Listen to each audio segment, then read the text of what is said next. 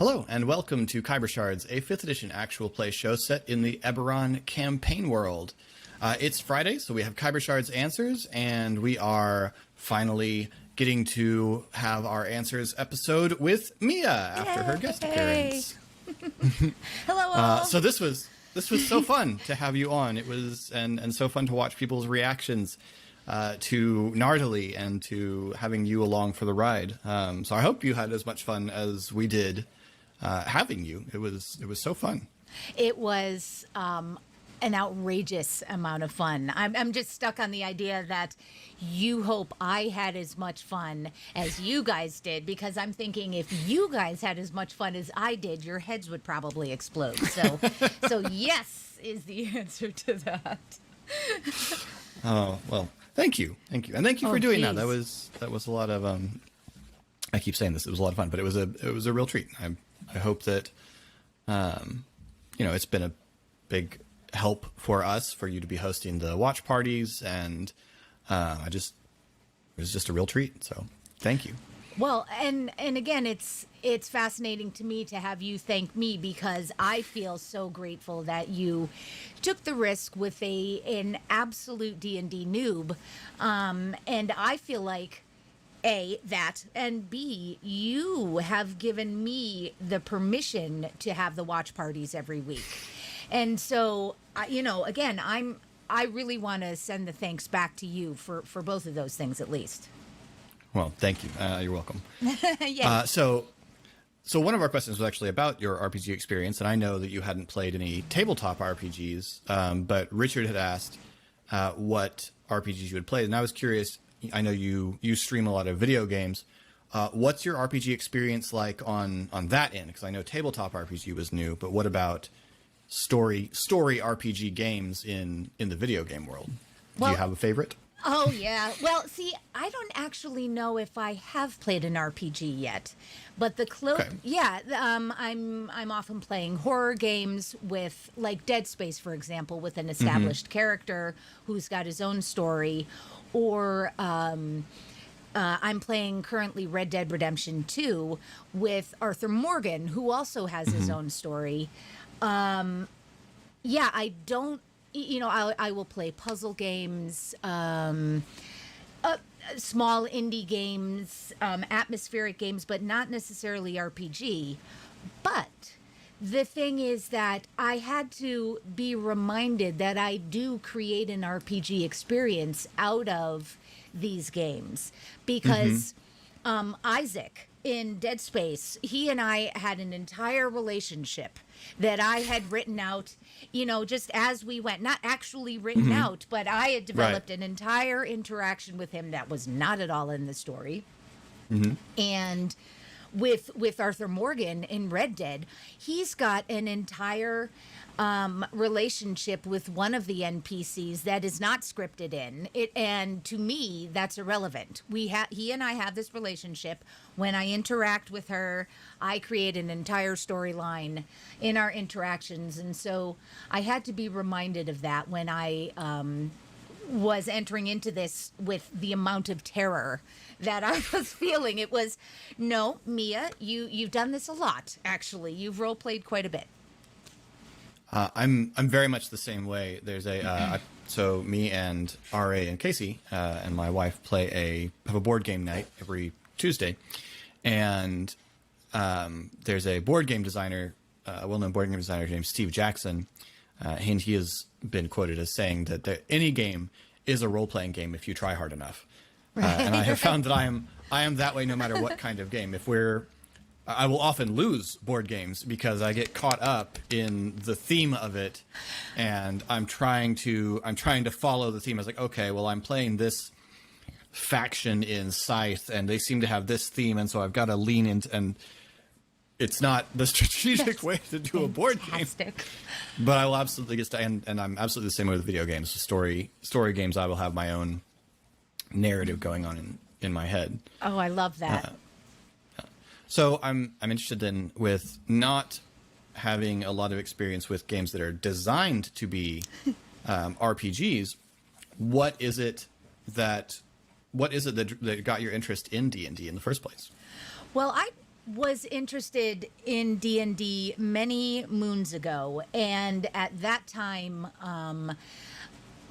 my mother especially was very no about it because it was the devil's game, of course. So, Sure. Satanic cults, all of this. And so I never got into it at the age that a person normally would because of that.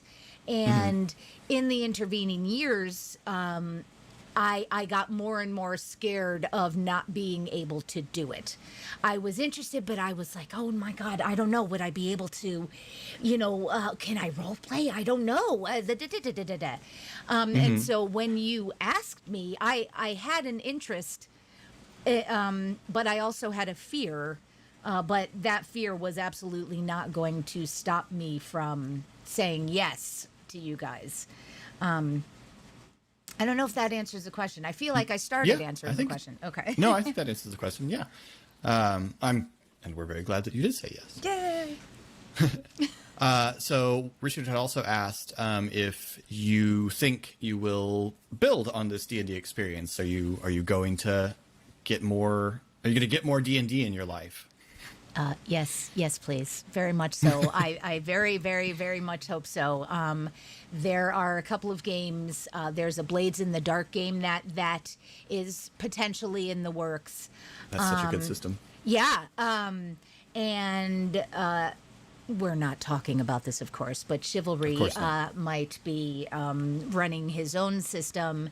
And I'm putting it out there. I very much would like Nardily to come back into Khyber Shards. Just saying.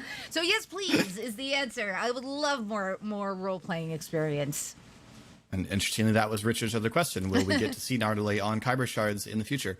I hope so, because, and honestly, entirely apart from what a delight you were to play with, I can't handle the fact of I have just paragraphs and paragraphs of information about Nardily that we didn't get to explore. I mean, you gave me so much about this character that we didn't get to explore just because of the very contained nature of the adventure that we were on. And so I really hope that we can find a time where we can do that, because I think Nardily is I think the things you came up with for Nardily are really interesting, and I would really like to see them explored in the game world. And not just, in our direct message stream. Right. And I also want to make clear, this is Ari, Esri, Pog, and Shade's story. This is not Nardily's story. So if she doesn't come back, obviously I am extremely okay with that. This was a lot of fun, and this isn't about me in any way, shape, or form. I'm expressing the eagerness with which I would say yes if you ask me to. Well, that's very good to know. Yeah. All right, we always have some other questions here. Also from Richard asked just a whole bunch of questions. Yay. Richard says, well, obvious question. How was it playing with everyone? I feel like we've touched on that. Yes. Well, there is also, if you don't mind, there's an extra a piece of the experience that I wasn't anticipating, and it was I was sitting there so giddy. You just would have seen if I were down with having a camera, I was just beaming and clapping and smiling the whole time, and forgetting that I am not an audience member in this moment. I'm supposed to be a participant. So zip it, Mia. Like, stop going, oh, Solarka, yay. So it was phenomenal. It was wonderful, is the short answer. Yeah. It was so much fun. And then this is an interesting one for that. When Eric had to suddenly run out to rescue his wife, and then R.A. and Casey's audio failed. Yes. In that first episode set of recording that we were doing, Richard says Nardily kind of becomes the central player character left. How did that feel? Terrifying. But weaving into the prior question, you all were so friendly, welcoming, patient. You you soothed out a lot of the terror that I felt, and so while I had some terror, there was also this knowledge that you were not going to let me hang. You know, something. Good. It wouldn't be like, okay, Gnarly, over to you, entertain us, right? So, yeah, yeah. I'm glad. That's more than anything else. That's usually what I'm going for as a GM. I just don't want to leave anyone. I hate it when it feels like the players are just sitting there because I haven't given them something to work with and giving them some rope to play with. So I was, and it was so fun. I mean, I have a question. Yay. At what point did you decide you were going to do that? Like, at what point did you decide, okay, I'm going up the mast and I'm getting on that wyvern? Like, at what point did you decide that's what I'm doing? I think it was, who is she? She's driven. She's focused. This is serious for her. She's got a goal. And I think the point that I decided to do that was when I had forgotten that the crow's nest wasn't the goal. I was like, in my head, the goal was to beat the wyvern. So right. That's what I'm going to do. And everything is rocking and rolling underneath me, so I should probably get up on top of this wyvern because, of course, you know, it's just what you do. That's so funny. Yeah, it was probably just a complete lack of experience on my part, but that worked out. It was absolutely. I mean, this fight I built was already intensely convoluted. I had so many different stat blocks on my screen and spread around my desk, and the initiative order was really long, and yet the thing that I was entirely unprepared for was for Lochnitu to decide I'm going to cut down the mast, and for Nardley to decide I'm getting on that wyvern and I'm killing it, and nothing else matters.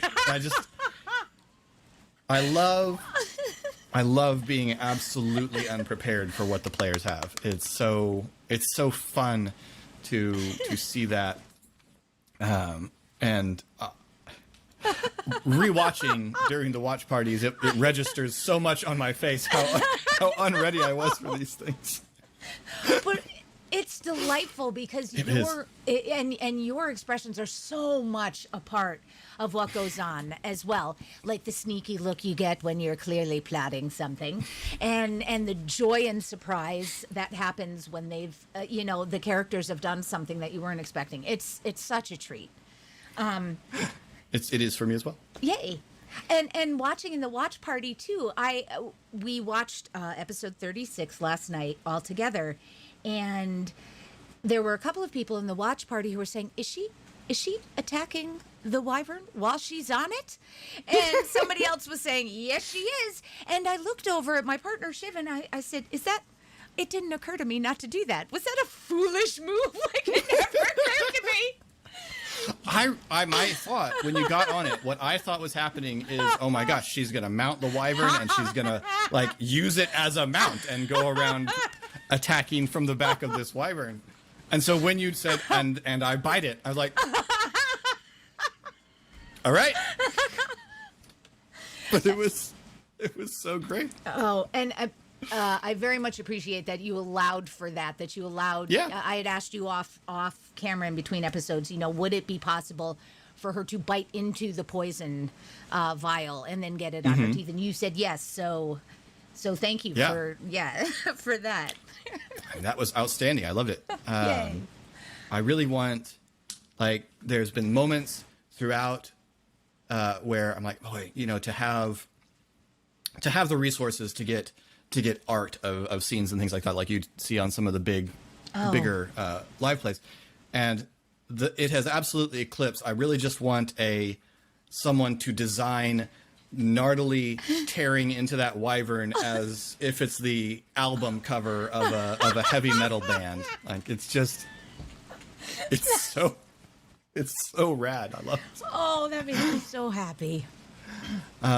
So you said when I asked about why'd you go up, you said, I was thinking about who she is. And Richard's last question is, where did Gnarly come from? How did you come up with this concept? I'm curious, why a drow, why a barbarian? Where did this character come from? Sure. In thinking about were I to play, what would be the easiest character for me to ease myself into role playing? And it was easily barbarian. I knew it in myself and had that echoed by everyone around me who has either seen me play video games or, knows me in real life. Like, it's a barbarian. Like, you get to smash. So, barbarian. Mm-hmm. Okay. And then during one of the watch parties, I said, when the moon spears initially got introduced, I think, I said, what does a drow look like? And you guys had posted links to some art, and I went, oh my God, they're beautiful. And then it was just, when you had presented me with the invitation, I remember going like, can I be a drow barbarian? I don't know if it read that way. That's how I asked it. There is, in fact, no setting in all of D&D more appropriate to a drow barbarian than Stormreach. Yes, and so when you said yes, it was okay. That was very exciting, and then I started designing her in HeroForge, and you had provided me with some lore about the drow, and we talked about it some, and I was very intrigued by the Skoros. Skoros. Okay, yes. Mm-hmm. And so I was contemplating adding some scorpion aspect to her. And in HeroForge, the closest thing that you could come to anything insecty was this sort of like a bee's tail looking thing. Mm-hmm. And I added that to her, but I was feeling very self-conscious about it because I was like, that's not a scorpion tail. And so then I don't know. As a writer, when you start to write something, the character just decides for itself what it is. Yeah. It was like that. I started to write her out, and this sounds so silly maybe, but she was telling me who she was. No, that's absolutely what happens. Yeah, yes. Okay.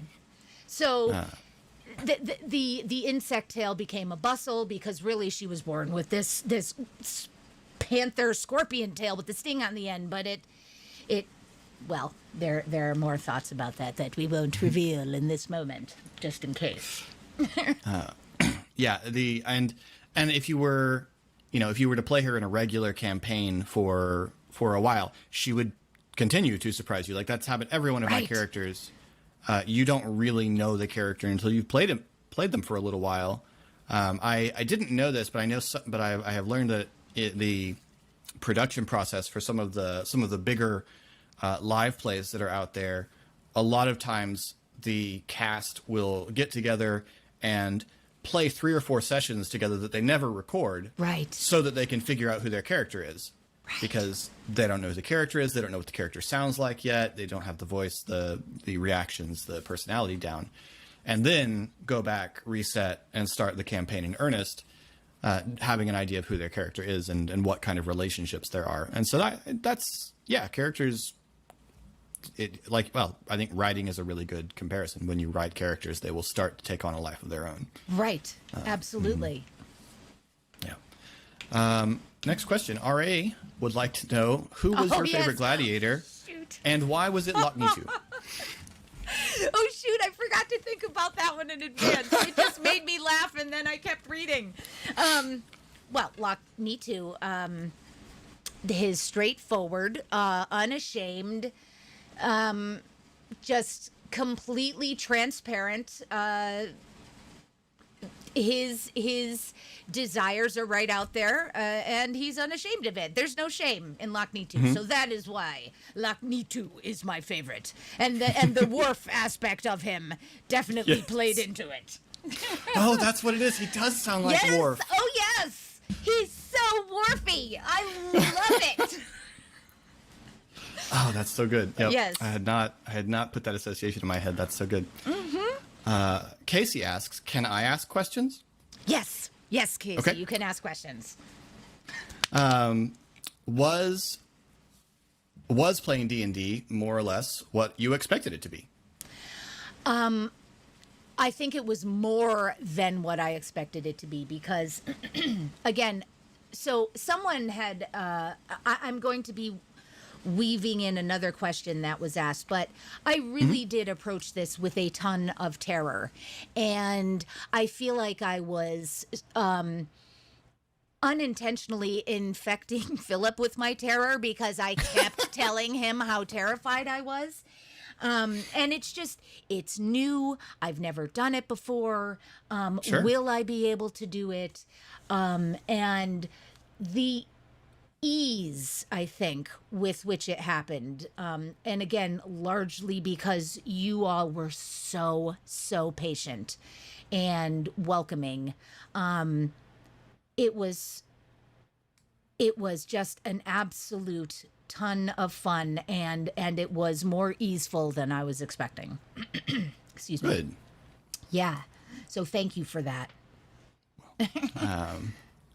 And then Casey also asked, did your experience streaming help you feel more comfortable role-playing? Yeah, that's a great question.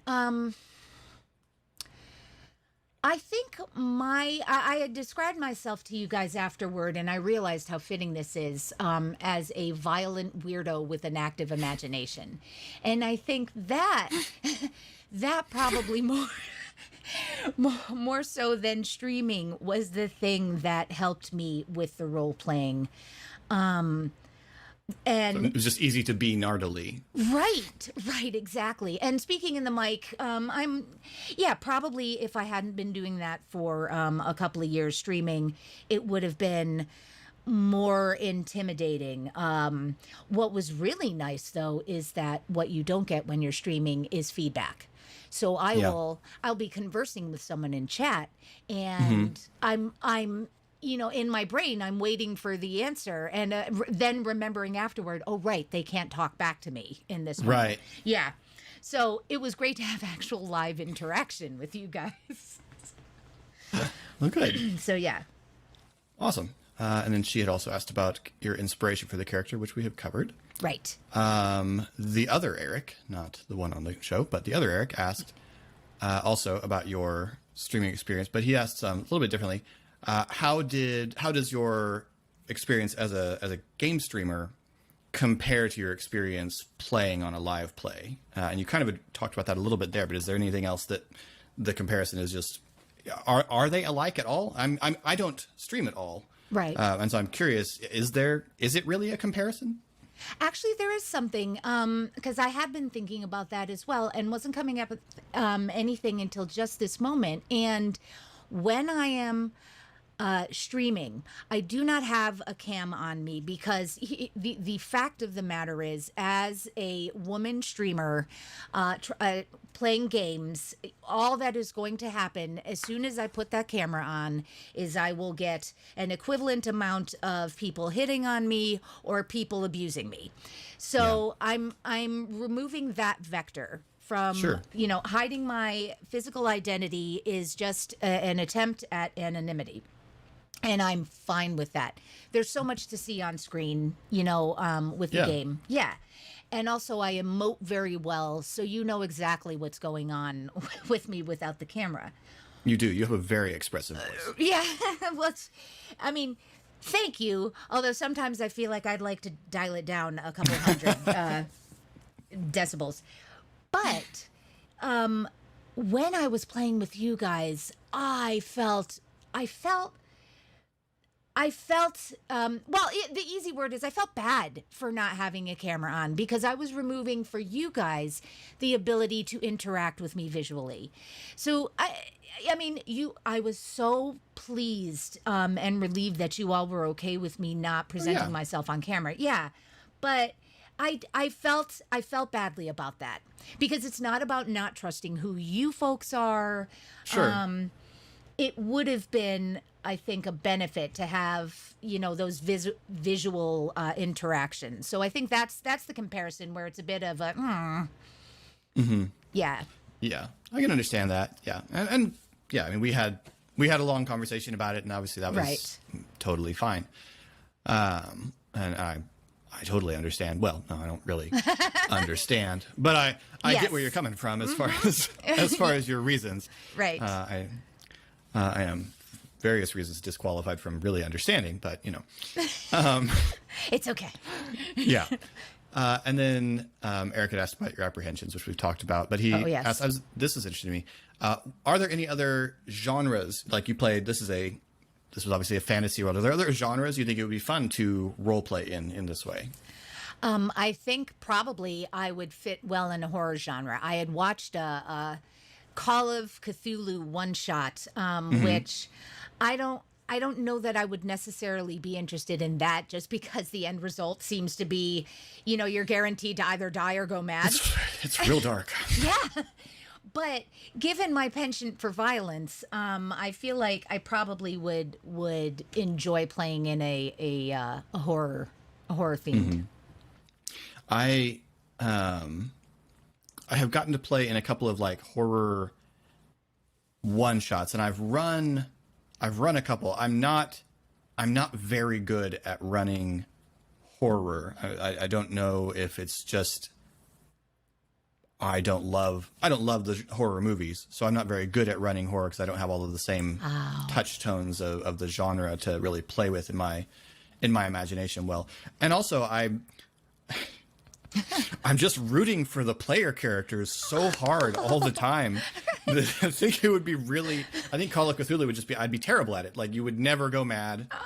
There would be no chance that the elder god is going to take over, because you're the heroes and you're supposed to win at the end. And so I think I would have a really hard time. It's probably the same reason that if I were to try to do like a Game of Thrones style fantasy, I have a hard time being that bleak. Right. That much despair baked into a setting is just a lot to me. This is escapism for me. Right, so I don't really. Right. Yeah.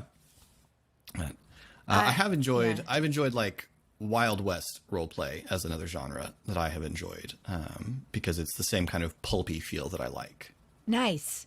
Yeah. Given my, I had been asked, what's your favorite video game? And I hadn't played enough until I feel like recently, I've played enough to say, man, Red Dead Redemption 2 is just, And so I think if there were a Wild West themed game, I would dig it.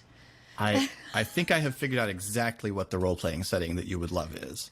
I think you would there's a role-playing game called Savage Worlds, and their original setting and the setting that remains their most popular is called the Deadlands, and it's what they call the Weird West. Ooh. And so it's an alternate version of North America in like the 1880s, but it's an alternate version where there's kind of a low level of magic that exists, and there's a lot of steampunk to it.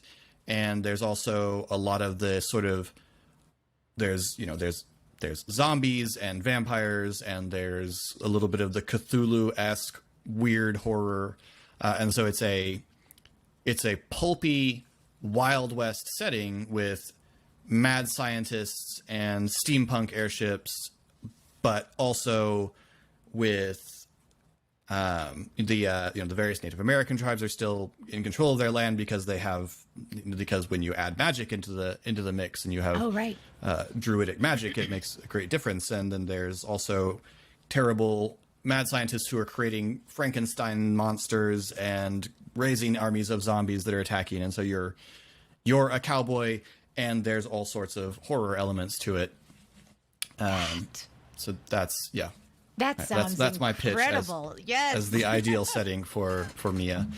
Yeah, I appreciate it. I got the hook in my mouth there. I'm in. I think RA would be a really good GM for that setting. Having played in RA's games a while, I think that's a setting that he would really be excellent at. I'll have to poke him. Yeah. Right. Hey. All right. Our last set of questions come from Laura. Oh, right. Laura would like to know, what are your feelings on breastery? Well, having had to give up, sadly, the notion of the Bresry ship, we have created a Bresry between the two of us, who we have decided is our child, whom we are co-parenting. And again, with as active as an imagination as I have, I am fully invested in Bresry as our child, who, with Laura as the put upon co-parent, who has all of the responsibilities while I go out and I stream, and I love our Bresry. I love our little Bresry. Excellent. Yes. Did you consider any other characters? No. Nope. Nice. And I'm deeply concerned, and truly, I'm concerned that I won't want to play any other kinds of characters. Like, it's a smashy, bitey barbarian. My God, why? I mean, You'll find iterations of it. I have played so many rangers. Oh, okay. That's absolutely my first long-term D&D character, because I played a paladin and an assassin in my first couple of characters, and then I played a ranger with a fey wolf companion for a very long campaign that Eric and I were co-GMs of, and I found ways to make him also an assassin because I like that. But and then I've played a Drakir in Eberron Renewed, was a ranger, and then I've got a ranger in a game I'm in now.